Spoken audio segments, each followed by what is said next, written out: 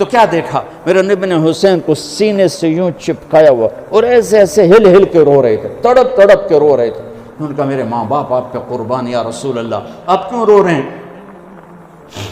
کہا وہ فرشتہ جو آیا تھا اس نے میرے بچوں کو دیکھا تو مجھے بتایا کہ آپ کی امت آپ کے بچوں کو ذبح کر دے، اور مجھے وہ مٹی دکھائی جہاں اس کا خون گرایا جائے گا۔ اور 61 ہجری عصر کے قریب حضرت ام سلمہ آخری بیگمات میں سے انتقال ہوا ہے۔ خواب میں دیکھا اللہ کے نبی غبار آلود، سر میں مٹی، داڑھی میں مٹی، چہرہ زرد۔ کہا یا رسول اللہ کیا ہوا؟ کہ اپنے حسین کو قتل ہوتے دیکھ کے آ رہا۔ سیدہ ابو ہریرہ فرماتے ہیں میری آنکھوں نے دیکھا، میرے کانوں نے سنا، میرے نبی نے حسین کو یہاں کھڑا کیا ہوا تھا دونوں پاؤں کے اوپر اور جھولا جھولا رہے تھے، کہہ رہے تھے اس عادل مرتقا، چل بچے پہاڑ پہ چڑھ، پہاڑ پہ چڑھ۔ اور آپ اوپر تھے تو وہ جھومتے جھومتے یہاں آئے، پھر یہاں آئے، پھر اب اور یہاں، پھر یہاں آئے۔ آپ ایسے ہو گئے، کہا اور وہ چڑھتے چڑھتے یہاں پہنچ گئے۔ آپ نے دونوں ہاتھ فکس کر کے یوں بوسہ لے کر کہا اللہ میں اس سے پیار کرتا ہوں، تو بھی اس سے پیار فرما۔ ہمارے ایمان کا حصہ ہے آل رسول سے عشق و محبت۔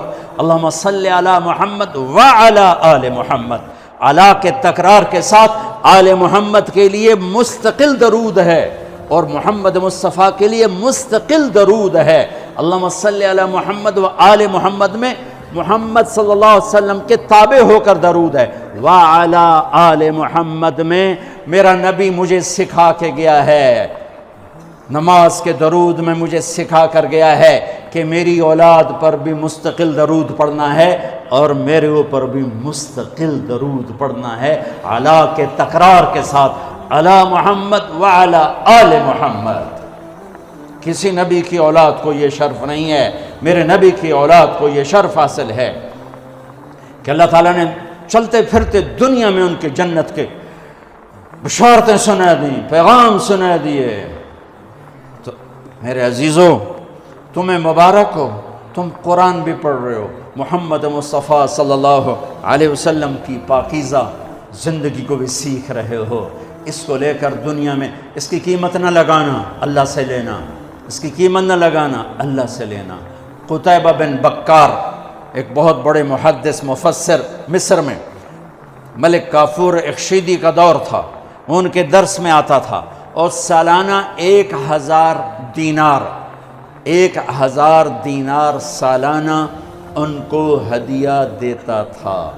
1000 دینار کوئی 20 لاکھ روپیہ بنتا ہے۔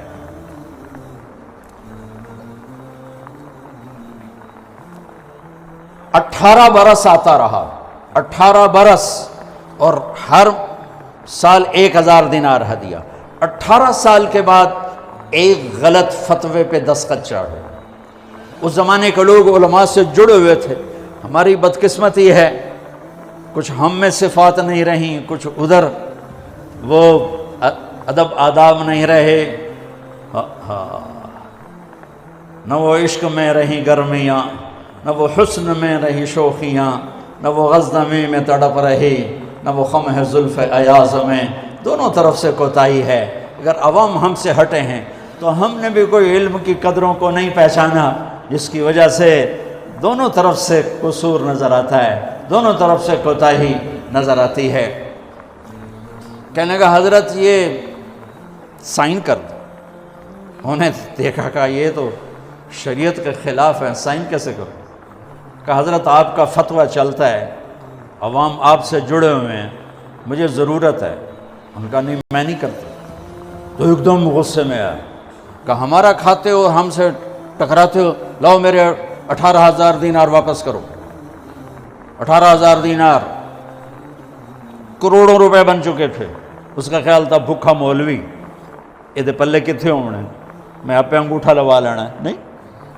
کہنے لگے جی بہت اچھا۔ گھر گئے، 18 تھیلیاں ان کی مہر بھی نہیں توڑی تھی، ویسی کی ویسی لا کر کہنے لگے میرے ایمان کی بس اتنی قیمت لگائی تھی، میرے ایمان کی بس اتنی قیمت لگائی، دفع ہو جا، لے جا، مجھے میرا اللہ کافی ہے۔ جو نسبت تمہیں ملی ہے اس کی قدر کرو۔ اس کو بیچنا نہیں، اللہ تمہاری قیمت لگائے گا۔ تو میرے عزیزو، تم اللہ کے مقرب لوگ قاری یاسین صاحب کو سلام پیش کرتے، انہوں نے لاکھوں بچے تیار کر دیے، اگر ان کے بچے بھی اسی کام میں لگے ہوں۔